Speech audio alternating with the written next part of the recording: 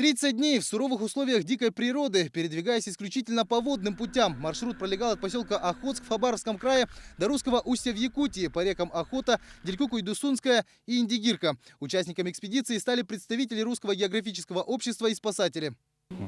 Знали, что есть единственная река в мире, которая раздваивается, впадает в два океана. Поэтому и возникла идея соединить. Штурман экспедиции, турист-экстремал Георгий Ципандин уже бывал в этих местах и был готов к сложностям. Георгий признается, обычному туристу без специальной подготовки проплыть эти реки практически невозможно. Полностью повторить наш маршрут будет очень сложно. А участками, конечно, два участка самых сложных, можно сказать.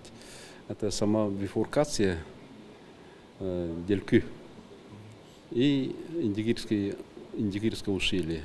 Подготовка к экспедиции шла не один месяц. Снаряжение перед выездом перепроверялось по несколько раз. Надувные катера, специально разработанные для горных рек. Спасатели, изучив маршрут заранее, отработали все возможные происшествия. Каждый поворот там назван имени Бусика, имени Калинина, людей, которые погибли на этих порогах. Наши ребята имели опыт, но настороженность была.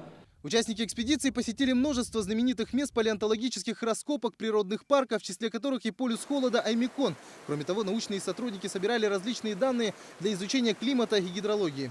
Потому что это позволяет оценить особенности функционирования водных экосистем Крайнего Севера, тесно связано с вопросами оценки качества воды. В уникальной точке океанской бифуркации на высоте около 1500 метров участники оставили памятный знак Русского географического общества. Подобной экспедиции еще не было. Никто раньше не проходил от одного океана до другого исключительно по водным путям. Этот сплав позволил определить весь туристический потенциал данного маршрута. И участники экспедиции уверены, за ними последуют и другие. Юлиан Бояркин, Максим Бурцев, Афанасий Николаев, Вести, Якутск.